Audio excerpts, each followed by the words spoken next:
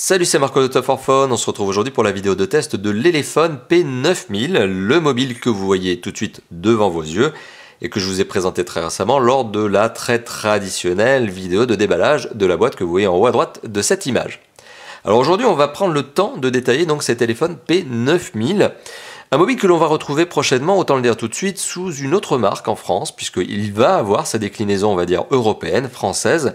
Ce mobile va être retrouvé en France, notamment sous la marque Archos, et il va s'appeler le Diamond 2 Plus. Bon, voilà, c'est juste la petite parenthèse.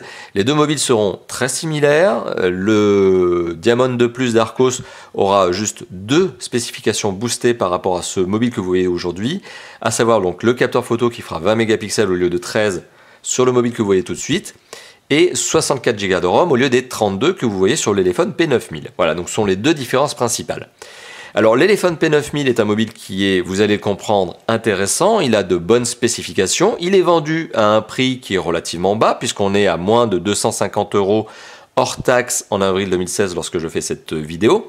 D'ailleurs, je me permets de faire un remerciement spécifique à la boutique en ligne qui nous a fourni ce téléphone à l'occasion de ce test. Donc c'est everbuying.net, everbuying.net, donc qui nous a prêté ce téléphone à l'occasion de ce test.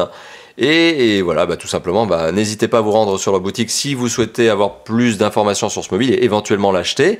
Je ne vous engage pas forcément à l'acheter sur cette boutique, mais en tout cas, voilà, je vous le dis, ce mobile est disponible chez eux et vous retrouverez un petit lien cliquable ici tout au long de cette vidéo et dans la description de la vidéo pour aller sur la boutique. Alors, on est en face de l'Elephone P9000, donc je resitue la chose. C'est un mobile 100% chinois d'une marque 100% chinoise, Elephone. Une marque que l'on avait décidé d'arrêter de tester pour des problèmes relatifs à la fiabilité. Vous aviez été nombreux, vous qui êtes peut-être d'ailleurs en train de regarder cette vidéo, à nous indiquer que les mobiles de la marque avaient des problèmes de fiabilité, de longévité et voire même de bugs tout simplement. À minima c'était des bugs, à maxima c'était des pannes. Alors ici, finalement, j'ai décidé de le tester cet téléphone parce que, vous l'avez compris, on va le retrouver sous une autre marque, Archos. Voilà, c'est surtout ça qui m'a un petit peu incité à vous le présenter en test. Entre temps, on espère que Elephone a fait le travail nécessaire pour améliorer la fiabilité de ses mobiles et on espère qu'Archos aura un suivi de qualité nettement supérieur à celui que n'avait la marque précédemment, la marque Elephone, j'entends. Alors, l'Elephone P9000, alors qu'est-ce que l'on peut dire? Eh bien, vous allez comprendre que tout au long de cette vidéo, il a plein de bons points, ce mobile. Il y a vraiment plein de bons points, mais à chaque fois que je vais vous donner un bon point, en tout cas dans la grande majorité des cas, vous allez comprendre qu'à chaque fois que je vais vous donner un bon point, ou quasiment tout le temps, eh bien, il va y avoir un point négatif qui va être assorti. Ce qui est assez étonnant, c'est que c'est un mobile qui souffle un peu le chaud et le froid. On n'est jamais sur du 100% bon. Il y a toujours quelque chose. Et finalement, c'est un mobile qui demande beaucoup de concessions, je trouve. Alors, je vais vous les détailler tout au long de cette vidéo. Ça vous permettra de vous faire votre propre avis. Et forcément, eh bien, j'attends que cet avis, le vôtre, vous le mettiez dans les commentaires. Donc, lâchez-vous, faites-moi plaisir, lâchez-vous dans les commentaires. Alors, la première chose que l'on va dire au niveau de ce mobile, c'est son design. On va faire le tour du propriétaire, donc on va parler de l'esthétique. Alors, première chose, ce qu'il faut savoir, c'est que ce mobile est décliné en deux versions couleurs. Il existe la version noire, que vous voyez ici tout de suite, et il existe aussi en blanc. Donc le blanc est face avant blanche et dos blanc, et la version noire, eh bien, c'est noir et noir. Donc ce qui est pas mal, c'est qu'en termes de design, on est plutôt raccord. Donc on a les deux versions couleurs. En termes d'encombrement, on est sur un mobile qui a été bien étudié, dans le sens où on a un cadre qui est extrêmement fin sur les côtés gauche et droit. Sur le haut et le bas, bon, c'est un petit peu moins évident, forcément c'est un peu moins fin, mais vraiment on a un travail de minceur au niveau du mobile, ce qui est un bon point. Ça, il faut clairement l'évoquer. Et on est sur un téléphone qui se prend bien en main, alors qu'il a quand même un écran qui est relativement grand, puisque c'est un écran qui fait 5,5 pouces. Donc on a un taux d'occupation de l'écran sur la face avant qui est vraiment pas mal. On est, je crois, de mémoire à 82% de la face avant en fait qui est constituée par l'écran, et donc par l'image. Ce qui est quand même assez bon comme score, parce que beaucoup de mobiles sont encore en dessous des 80. Donc là, on est à 82% justement de taux d'occupation de la face avant par l'écran. Bon point, on le souligne. Donc sur l'écran, je reviendrai sur cet aspect-là d'ici quelques instants. Alors au-dessus de l'écran, on retrouve du capteur photo frontal, on retrouve de l'écouteur et du capteur de luminosité et de proximité. Ok, très classique. En dessous, on retrouve ici une touche qui est en fait le bouton sensitif retour, accueil, qui est paramétrable parce que, petite parenthèse, ce bouton a une fonction qui s'appelle e-touch, c'est comme ça que l'appelle Elephone, qui, en fonction de la programmation que vous allez mettre dans les paramètres du mobile, vous permet par exemple de squeezer les trois boutons qui sont là, et en fait de se servir de ce bouton unique avec une tape, double tape, etc. En fait pour vous servir de retour, accueil, multitâche, etc. Voilà, donc ce bouton-là, cette touche qui est sensitive, elle est paramétrable. Donc un bon petit point supplémentaire qui vous permet d'éliminer la barre justement qui est ici de fonction. Vous pouvez éliminer ces 3 icônes. Vous pouvez aussi faire comme ça. Voilà. Donc voilà, donc c'est aussi une manière d'éliminer cette barre. Bon, pour le coup, moi je suis plus à l'aise en l'utilisant, je suis plus à l'aise quand elle est incrustée dans l'écran. Autre particularité, au centre même de cette touche sensitive, il y a une LED de notification qui s'allume en fait en blanc. Elle n'est pas multicouleur, elle est blanche et notamment elle s'allume en blanc lorsque vous êtes en charge. Bon, point supplémentaire. Alors le téléphone est construit en métal. Il y a un cadre en métal, un châssis en métal, le dos par contre lui est en plastique. Cadre en métal, plutôt beau look, c'est-à-dire qu'il faut vraiment reconnaître que le téléphone présente vraiment bien, je trouve. Particularité, c'est un téléphone qui se prend donc bien en main, ça je vous ai pas donné les dimensions, je vais vous les donner tout de suite avant que ça ne m'échappe. C'est 14,8 cm de long, 7,3 cm de large, 7 mm d'épaisseur, donc 0,7 cm d'épaisseur, le tout pour 145 grammes. Donc on est sur des bons paramètres, jusqu'à maintenant tout va bien. Le cadre métallique est plutôt sympathique, bien fini, bien créé. On remarquera notamment sur le côté gauche du mobile 2 petites choses. Alors 2 petites choses, c'est pas vraiment des petites choses, mais on remarquera 2 aspects, 2 éléments. On remarque ici une petite trappe en fait qui vous permet tout simplement, via ce petit accessoire ici qui est fourni avec le mobile, d'accéder aux 2 emplacements de carte SIM ou emplacement de carte SIM plus micro SD. Donc c'est soit 2 cartes SIM, soit une carte SIM et une micro SD. Particularité, on remarquera qu'il y a vraiment une assez importante fragilité au niveau de ce double slot, ce qui fait que je vous déconseille de vous amuser à le retirer et à le remettre souvent. Mais d'un autre côté, c'est fait pour mettre des cartes SIM, donc une fois qu'on les a mises dans le téléphone, je pense pas qu'on s'amuse, je pense pas que vous soyez dans ce cas-là, à retirer, à remettre plusieurs cartes SIM plusieurs fois par jour. Mais tout ça pour vous dire qu'il y a quand même une relative légèreté, fragilité au niveau de ce double slot, donc soyez prudent quand vous le manipulez. Sur le côté gauche du mobile, on retrouve ici une touche, un bouton physique qui est programmable. Vous pouvez le contextualiser. Ici, moi, je l'ai contextualisé pour l'appareil photo. J'aurais pu en faire n'importe quoi. À noter que ce petit trombone, en fait, prend la forme d'un jack 3.5. Vous pouvez le glisser tout simplement sur le haut du mobile et le garder tout le temps avec vous. Bon, de fait, ça vous permet d'éviter de salir l'intérieur du jack 3.5. Le téléphone n'est pas étanche, ne vous attendez pas à ça non plus, mais ça vous bloque le jack 3.5 de fait. Bon voilà, et donc bon, je sais pas si c'est exactement la chose que vous ferez, c'est-à-dire le mettre. Bon, voilà, ce trombone, pour moi, une fois que vous avez utilisé le truc, bon, c'est fini, vous l'utilisez plus. Sur le dessus du mobile, donc vous l'avez compris, on a ici le jack 3.5. Particularité, le jack 3.5 est extrêmement mal placé. Alors il est extrêmement mal placé selon moi, non pas parce qu'il est sur le dessus du mobile, parce que bon ça c'est pas un problème, parce qu'il est dans l'angle du mobile, pour un choix de design j'imagine et de conception, de finesse du mobile, eh bien il est vraiment placé dans le coin du mobile, dans cet arrondi, dans ce retour. Et alors qu'est-ce que ça fait justement quand on place un jack 3.5 comme ça? Eh bien le jack 3.5 il fait des pointes.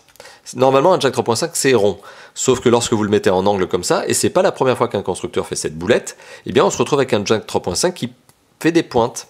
Et je peux vous dire que là, je suis en train d'agresser mon doigt en passant dessus.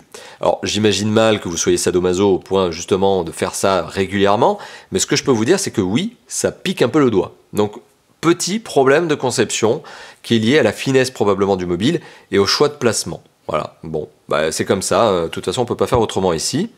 Sur le côté droit du mobile, on retrouve le bouton de contrôle on-off, pardon, power on-off, et le bouton de contrôle de volume plus-moins. Particularité, vous l'aurez compris, il y a un tout petit peu de jeu dans les boutons.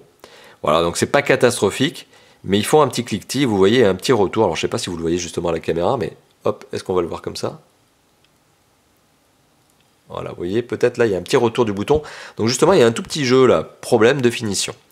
Sous le mobile, ou en plutôt sur sa tranche inférieure, qu'est-ce qu'on retrouve? On retrouve ici un connecteur qui est un connecteur micro USB type C. Donc particularité, ici on est sur de l'USB type C. Bon, le câble heureusement est fourni avec le mobile, je vous rassure, bien sûr. Et c'est ce fameux câble USB réversible, un peu comme le port Lightning, justement le câble Lightning de l'iPhone. On retrouve également 2 autres choses. Ici, on a l'impression qu'il y a 2 grilles de haut-parleurs, mais en fait, je vous rassure, le haut-parleur, il est uniquement ici. Donc c'est que du design. Donc on a un haut-parleur sur la tranche inférieure du mobile et on a l'entrée micro primaire ici. Au dos du mobile. Alors au dos du mobile, on retrouve plusieurs choses. Premièrement, ici, on retrouve le capteur photo dorsal de 13 mégapixels sur l'éléphone P9000. Sur l'Arcos, ça sera 20 mégapixels. Donc il est entouré d'un petit anneau métallique et on remarquera qu'il forme une légère excroissance au dos du mobile. Ce qui n'est en soi pas trop catastrophique parce que en fait, ça permet quand même d'avoir un mobile qui est pas trop mal calé. Bon, vous voyez quand même qu'il y a un peu de jeu quand je fais ça sur l'écran. Alors, à côté, ici, on a un double flash LED, dual tone. Bon, c'est une particularité. Et ici, on a en fait du capteur laser qui est là pour permettre d'avoir un autofocus plus rapide. Et c'est vrai que sur cet aspect-là, je trouve l'autofocus, je le trouve pas mal.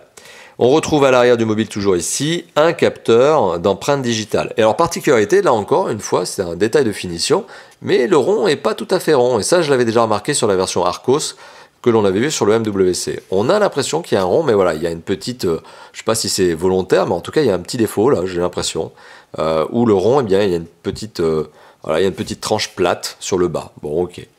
Alors, le logo téléphone ici, je vous rassure, si vous prenez la version Arcos, bah, il y aura Arcos. Et le dos du mobile n'est pas extractible. Vous ne pouvez pas le retirer, la batterie est donc figée à l'intérieur du mobile. Le commun des mortels, dans lequel je me classe parfaitement, n'arrivera pas à démonter ce téléphone. Clairement, pas du tout. Le dos du mobile est dans un plastique légèrement granuleux, un petit peu type pierre ponce, ce qui fait qu'il n'est pas trop désagréable au toucher, au contraire, et qui permet justement d'avoir une meilleure prise en main, donc ça le rend moins dérapant. Particularité, il prend très bien les traces de doigts.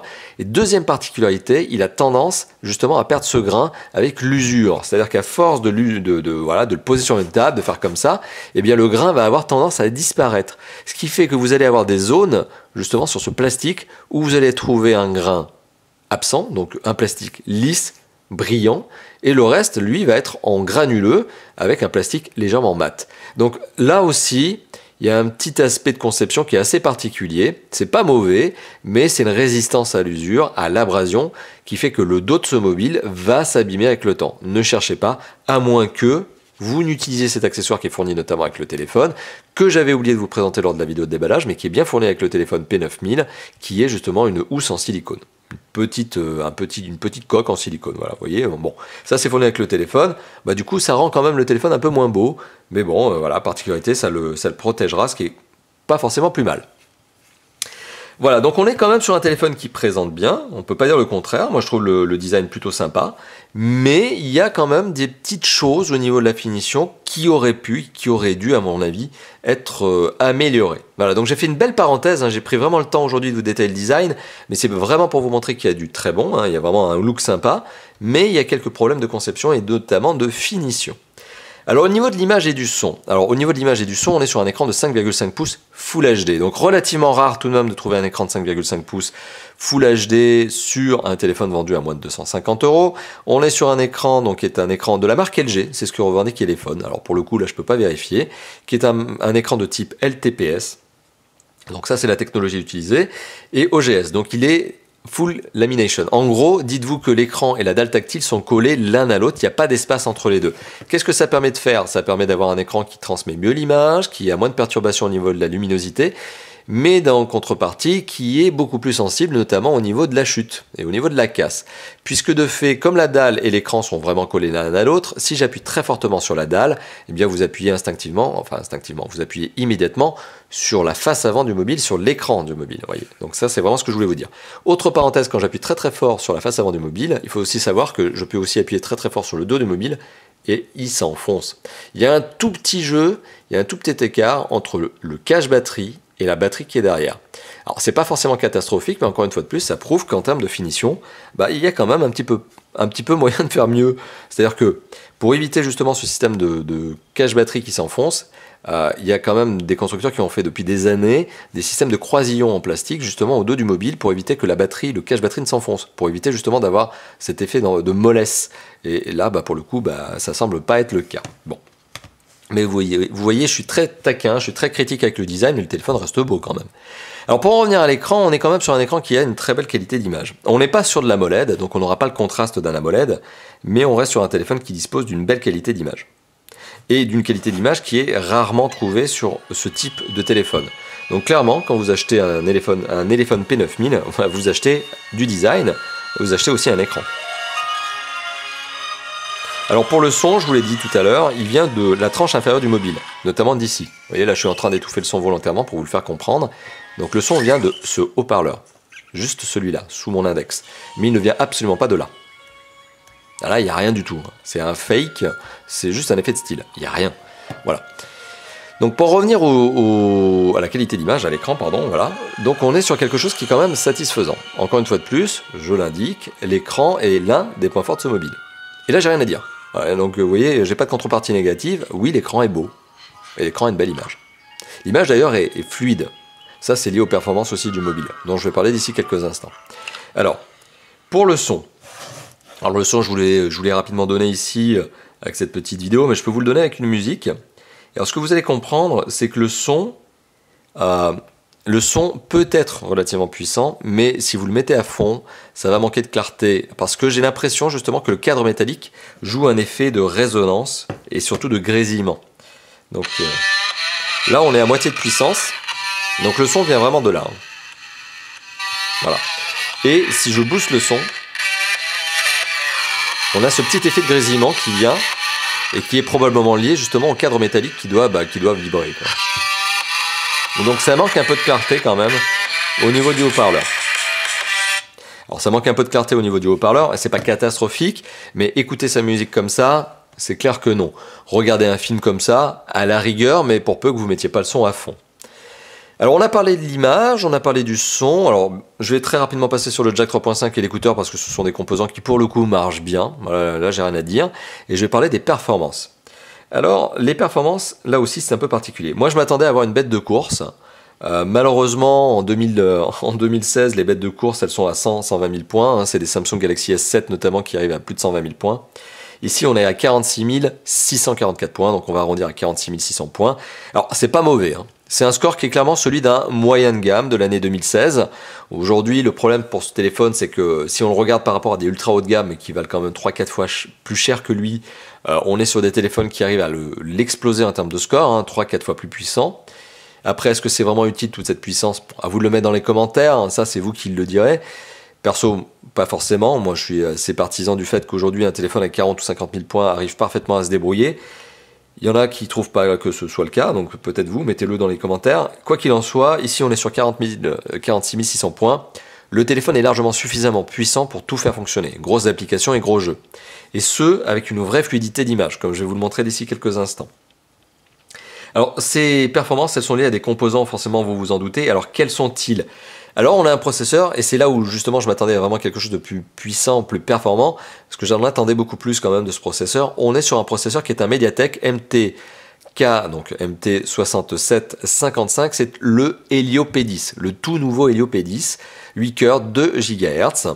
À côté de ça, on a 4, c'est pas une blague, on a vraiment 4 Go de RAM. Donc 4 Go de mémoire vive. Donc en termes de multitâche, on est tranquille. 4 Go de mémoire vive, c'est vraiment, on sent que la marque Elephone a voulu jouer l'aspect marketing communication, parce que 4 Go de mémoire vive, c'est ce que font les ultra haut de gamme.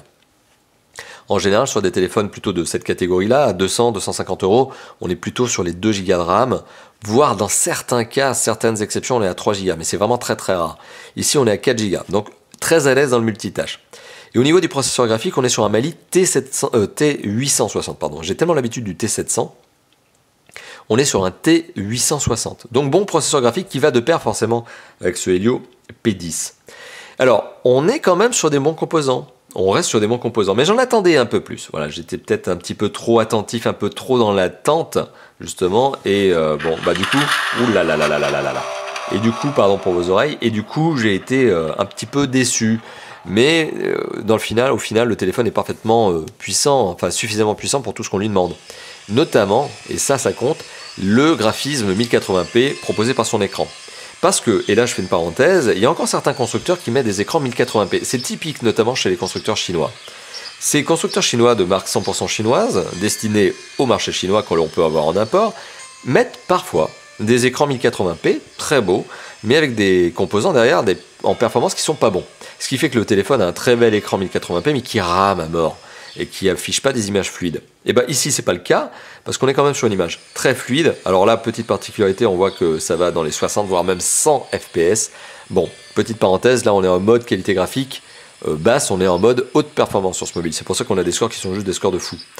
Mais en mode ultra haute qualité, donc on l'en demande à fond en termes de qualité graphique, et bien ce téléphone arrive quand même à 37,5 images par seconde sur Epic Citadel. Vous voyez, l'image est belle, hein, l'image est fluide, pas de problème.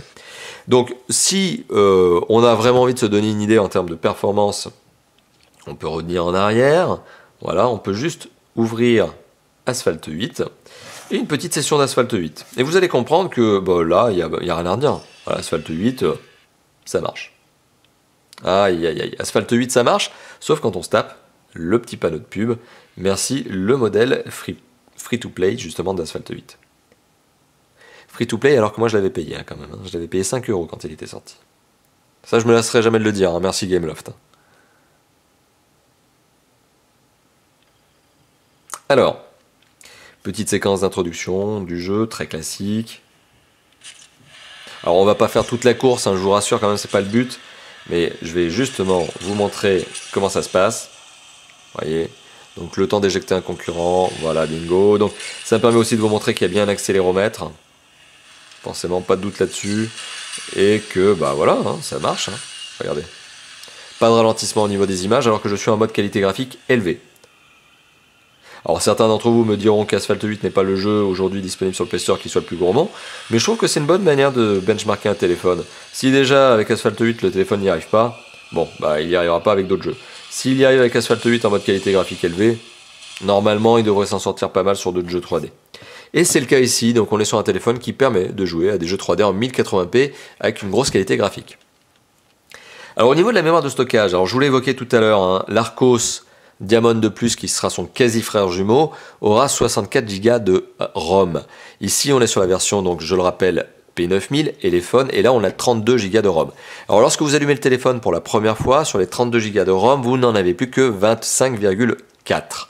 Alors, oui, ça fait peu d'un coup, vous passez de 32 à 25,4, il y a quand même un petit contre-coup, mais 25 Go quand même, donc ce qui est pas mal. Ce qui est quand même pas mal. Alors au niveau justement, au niveau de la ROM, ça je vous l'ai donné, au niveau des performances je vous l'ai donné, et on va parler maintenant de la connectivité. Alors qu'est-ce que l'on peut dire sur ce téléphone? Alors bonne note, l'Elephone P9000, mais on sent que justement Arcos a déjà mis sa main dans la conception du mobile, ou qu'ils ont au moins été commanditaires, et le téléphone a toutes les fréquences nécessaires pour la France. Voilà. Donc, on est sur un téléphone qui est bien 2G, 3G avec les deux fréquences nécessaires, donc 900 et 2100 MHz, 4G LTE pour être précis, et il est B3, B7 et BEM. Donc, il a les trois fréquences nécessaires pour la France. Alors, il n'a pas la 4G 700 MHz qui est en train de se déployer petit à petit en France, mais il a la B3, B7, B20 qui, elles, sont parfaitement déployées en France. Donc, vous êtes sur un téléphone qui est adapté à l'heure actuelle au marché français. Et plus largement au marché européen, mais là, ce qui nous concerne, c'est le marché français. Pour ce qui est du GSM, donc l'aspect téléphone même, c'est-à-dire capacité à émettre des appels et des SMS et aussi à les recevoir, bien sûr, on est sur un GSM quadriband. Vous pouvez l'amener avec vous partout dans le monde, il n'y a pas de souci, ce téléphone va s'accrocher aux réseaux locaux. Et à côté de ça, alors on a du bon. On a vraiment du bon, puisque finalement on est sur du Wi-Fi, ABGN, en 2,4 et 5 GHz. On a du Bluetooth 4.0, on a une radio FM, et oui, on a du micro USB type C, pour information, je le rappelle. Alors ça plaira à certains, ça plaira pas à d'autres. Le problème de l'USB type C, c'est que malheureusement, vous êtes obligé d'acheter des câbles, parce qu'on n'a pas tous des câbles USB type C, parce que c'est encore un format un petit peu original, on va dire marginal et encore original. Mais bon, l'avantage, c'est que quand même, le câble, comme il est réversible, vous ne prenez plus la tête à savoir dans quel sens mettre le câble. Bon, ça, c'est quand même la contrepartie positive, et c'est d'ailleurs pour ça qu'il est né, ce type C. À côté de ça, l'USB est aussi USB OTG. En particularité, vous pouvez mettre une clé USB avec un adaptateur directement au bas du mobile. Bon, ça vous permet d'avoir de la mémoire supplémentaire. Ce téléphone est aussi NFC, bon point. Il est aussi doté donc d'un jack 3.5, ça va de soi, d'un double emplacement pour carte SIM, sauf que si vous voulez mettre une micro SD, vous perdez un des emplacements de carte SIM. Carte SIM, d'accord. Carte micro SD, comme je viens de vous le dire, qui va jusqu'à 256 Go de mémoire. Bon, dans l'absolu, quand un téléphone fait des cartes micro SD qui vont à plus de 128 voire 200, il est capable de prendre les futures cartes de 2 Tera qui ne sont pas encore commercialisées, pas disponibles pour le commun des mortels, mais qui sont déjà existantes en conception chez les constructeurs, chez les grandes marques de mémoire. Mais bon, donc c'est en gros un téléphone qui pourra accepter toutes les cartes mémoire, c'est pas le problème. Donc on a un téléphone ici qui est bien doté de bonnes connexions. Alors particularité sur le GPS, le téléphone est revendiqué comme étant un GPS qui utilise les 4 réseaux satellitaires mondiaux. GPS, donc le réseau américain, GLONASS, le réseau russe, Beidou, le réseau BDS, donc le réseau chinois, et Galileo, le réseau européen, qui est encore de déploiement. Donc on a ici un GPS, une puce GPS qui théoriquement utilise les 4 réseaux satellitaires mondiaux. Bon, écoutez, bien. Ouais. Mais c'est vrai que pour le fixe satellitaire, j'ai pas eu de problème. Donc, j'ai pas pu vérifier effectivement qu'il accrochait tous les réseaux satellitaires de tous les satellites de tous les réseaux. Mais bon, en tout cas, le GPS marche et ça, c'est pas mal. Alors, au niveau du DAS, vous le savez, j'aime bien me porter sur le DAS des téléphones. J'aime bien vraiment prendre le temps de le décrire, de le dire. Et si le DAS de ce téléphone, forcément, pour le moment, il n'est pas connu. Donc, on attendra qu'Arcos fasse la certification à la place d'Elephone. Mais aujourd'hui, l'Elephone P9000 n'est pas certifié débit d'absorption spécifique. Donc, je ne suis pas capable de vous dire quel est son score. Alors, il est temps de passer au système d'exploitation et de vous dire ce que je pense de ce système d'exploitation. Alors, ça va aller vite fait, hein, parce que, primo, on est sur du Android. Donc Android, c'est quand même plus de 80% des ventes de smartphones aujourd'hui. On est sur un Android qui, bonne note, est un Android qui est à jour puisqu'on est sur Marshmallow. Donc on est sur la version 6.0 avec ce fameux petit jeu. C'est mignon et le petit jeu auquel je n'arrive jamais à passer le premier. Voilà. Bon, je suis mauvais. Hein. Mais bon. Donc on est sur Android 6.0 Marshmallow. Rien ne dit que ce téléphone passera sous la version N 7.0. Et franchement, je préfère vous le dire, je n'y crois pas une seule seconde. Je doute qu'Elephone fasse l'effort de passer ce téléphone sous la version 7.0. Enfin, quoi qu'il en soit, on est bien sur le dernier système d'exploitation Android à date, sur laquelle on a une toute petite surcouche de la part d'Elephone. Une surcouche qui notamment permet de gérer le fond d'écran. Donc vous avez un peu de design, donc fond d'écran, vous en avez quelques-uns. Vous avez un travail au niveau des icônes. Et vous avez un tout petit peu de fonctionnalités, mais qui ne viennent pas vraiment d'Elephone, qui sont des fonctionnalités que l'on retrouve implémentées chez de nombreux mobiles Android, mais plutôt typés haut de gamme d'habitude. Alors, téléchargement turbo, petite particularité, vous pouvez utiliser les données, donc la data, et le Wi-Fi pour télécharger encore plus vite. Donc ça, c'est une fonctionnalité qui est présente dans ce téléphone. Qu'est-ce que vous avez d'autre? Alors, vous avez Harlequin LED notification. Ok, c'est pour gérer la lettre de notification qui se trouve ici dans la touche sensitive au bas de ce mobile. Bon, voilà, donc vous avez la possibilité de l'activer ou de la désactiver, hein, c'est au choix, mais pas plus que ça. Qu'est-ce que vous avez la possibilité de faire aussi? La RAM, vous avez la possibilité de voir la consommation de RAM que vous avez. Ok, le finger scanner, donc qui est en fait le capteur d'empreinte digitale, quand on le traduit correctement en français. Petite parenthèse, les traductions ne sont pas faites, hein, c'est-à-dire que vous avez des fonctionnalités qui restent traduites en anglais, ce qui est déjà pas mal, c'est mieux que d'être uniquement en chinois, parce que moi personnellement je sais pas lire le chinois, je sais pas si c'est le cas pour vous, mais moi malheureusement je sais pas le lire, hein, j'ai essayé mais j'ai pas réussi à apprendre. Donc ici on est sur un téléphone qui possède des fonctionnalités qui ne sont traduites qu'en anglais. Le capteur d'empreinte digitale, notamment j'en parle quand je parle de la connectivité du mobile. Là pour le coup je vous en parle tout de suite parce que j'ai oublié de vous en parler plus tôt. Le capteur d'empreinte digitale, franchement sur ce téléphone, je suis désolé je vais le dire comme ça, mais il est mauvais. Alors, il est mauvais, c'est-à-dire que j'ai vraiment essayé de configurer plusieurs de mes empreintes digitales. Alors vous pouvez en configurer plusieurs, vous pouvez même d'ailleurs leur donner des rôles, c'est-à-dire que vous pouvez limiter l'accès à certaines applications avec le capteur d'empreinte digitale, ce qui est une fonctionnalité qu'on retrouve sur d'autres mobiles moyens et haut de gamme.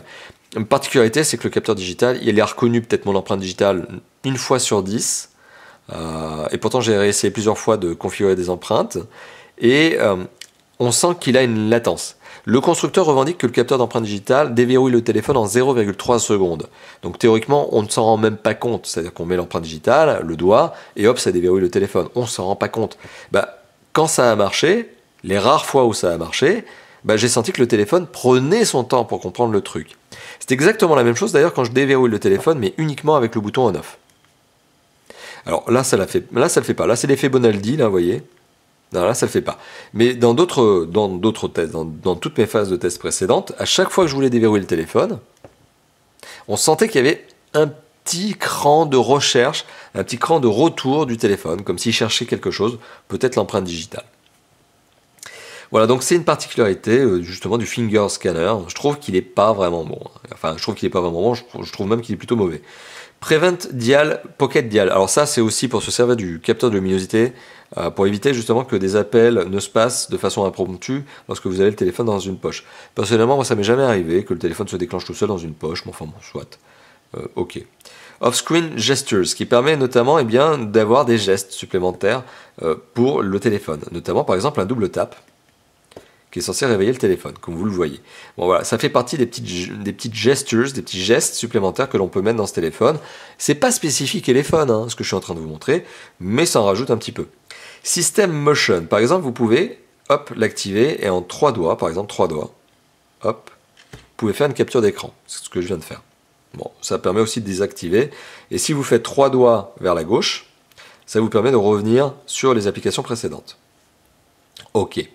Shortcut Button Settings. Alors ça, c'est intéressant, parce que c'est ce qui vous permet justement de configurer ce bouton. Moi, je l'ai configuré en mode appareil photo, mais vous pouvez le configurer avec tout ce que vous voulez ici comme application. Vous pouvez l'utiliser pour déclencher n'importe quelle application. Voilà.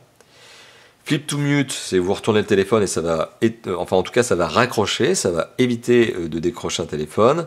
Voilà, donc laser focus, parce que vous pouvez aussi utiliser le capteur laser donc, qui est ici pour booster la rapidité de l'autofocus. Vous pouvez le désactiver, je ne sais pas à quoi ça sert, mais si vous voulez, vous pouvez désactiver justement, ok. Navigation bar, c'est ce que je vous disais, vous avez la possibilité de l'activer ou de la désactiver, mais si vous la désactivez, c'est le bouton ici sensitif qui va vous permettre d'utiliser les 3 fonctions qui sont retour, accueil et multitâche. Voilà. Et donc on a fait globalement le tour de toutes ces fonctionnalités supplémentaires qui ne sont pas forcément ajoutées, créées par Elephone, mais qui sont disponibles dans ce mobile. Voilà. Donc on est sur un système d'exploitation Android 6.0 qui n'est pas mauvais. Au contraire, moi je le trouve très sympa ce système d'exploitation, qui a été très légèrement surcouché par Elephone, et qui a été surcouché de manière minimaliste, mais tant mieux, parce qu'il en fallait pas plus. Ce téléphone marche très bien comme ça. Petite particularité, c'est que les fonctionnalités auraient quand même mérité d'être traduites, parce que là, elles sont quand même encore en anglais, et tout le monde, malheureusement, n'est pas à l'aise avec l'anglais, ce qui est un petit peu dommage. D'un autre côté, on est chez Elephone. Elephone n'a pas spécialement vocation à être vendu en Europe. C'est Archos qui va vendre ce mobile en Europe, et on espère que la surcouche Archos sera un petit peu plus étudiée. On aura peut-être l'occasion de le tester finalement, l'Archos Diamond 2+, justement pour faire le point sur la surcouche. Alors au niveau de l'usage, alors vous le savez, je ne vais pas m'attarder notamment sur des usages qui sont relativement classiques, hein, appel, SMS, tout ce qui est vraiment basique sur un smartphone de nos jours.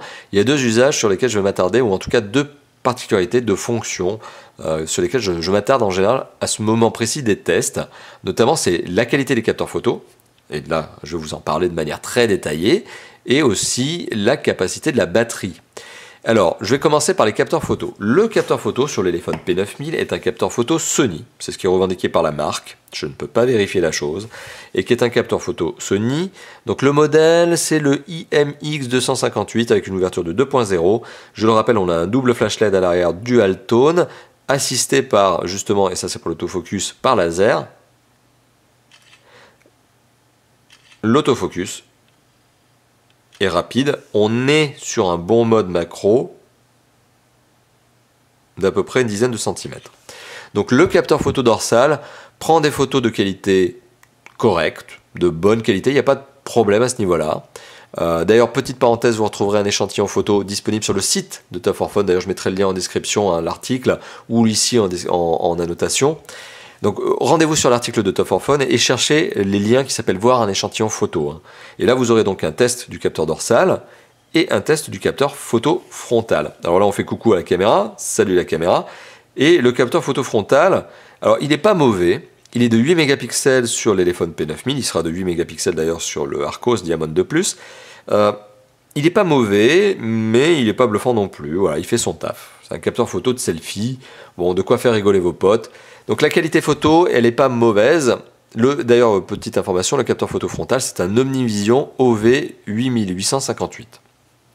Voilà, donc ça c'est pour le capteur photo frontal. Et le dorsal, je vous l'ai dit, donc soi-disant selon la marque, c'est un Sony. Il sera de 20 mégapixels chez Archos, il est de 13 mégapixels chez Elephone. Qualité photo tout à fait correcte, on va passer là-dessus. Je vous engage donc à regarder les 2 échantillons photos qui sont publiés sur le site de Tough for Phone.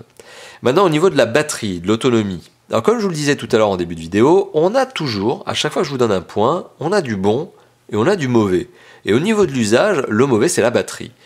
1 heure de vidéo, et je l'ai fait plusieurs fois ce test, d'ailleurs j'ai quand même regardé plusieurs tranches de 1 heure de vidéo. Ouais, parce que bon, quand j'aime bien les films, j'aime bien regarder les films plusieurs fois, donc enfin, bon, c'est mon côté, quand je regarde une série, bon, bah, des fois il m'arrive même de regarder 2 fois le truc. Bah, quoi qu'il en soit, 1 heure de vidéo, avec ce téléphone, c'est 30% de la batterie consommée. Et je peux vous dire que c'est vraiment beaucoup. C'est vraiment, vraiment beaucoup. En général, sur un téléphone moyenne gamme, avec une batterie de 3000 mAh, on est plutôt dans les 20%. Ce qui veut dire qu'ici, on est clairement sur un mobile qui va avoir du mal à tenir la journée avant d'être rechargé.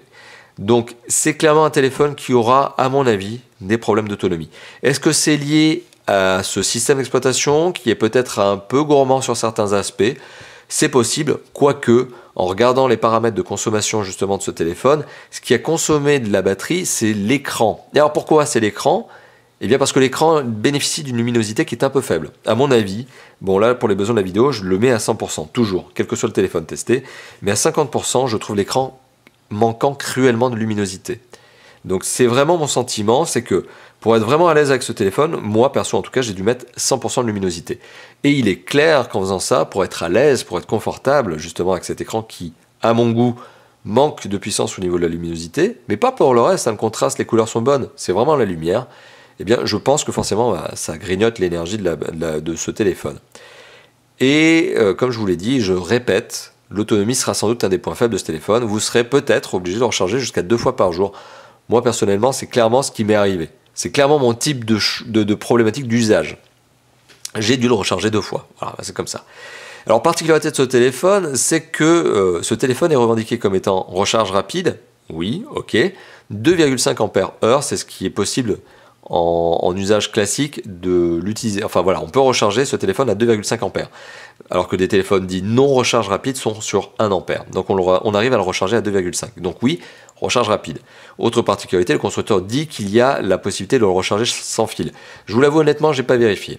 J'ai pas vérifié cet aspect-là, mais bon, ok. Je veux bien croire qu'il y a une capacité de recharge sans fil sur ce téléphone. D'ailleurs, c'est peut-être ça qui fait qu'il y a un problème de conception au dos du mobile et que le cache-batterie s'enfonce. C'est que justement, eh bien, la recharge sans fil est incompatible avec le système de croisillon, puisque le système de croisillon viendrait empêcher l'ajout du module, du sticker de recharge sans fil.